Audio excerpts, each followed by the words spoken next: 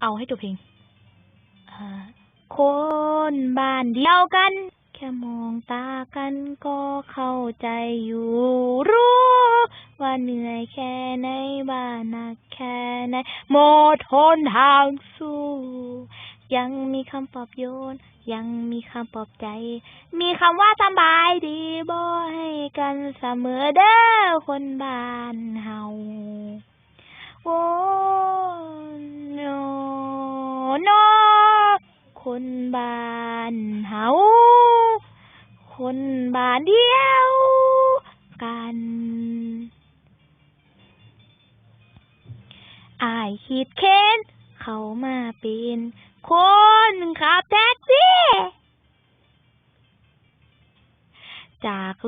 101เฮ็ดมาได้เอาไปใส่ใต้นี้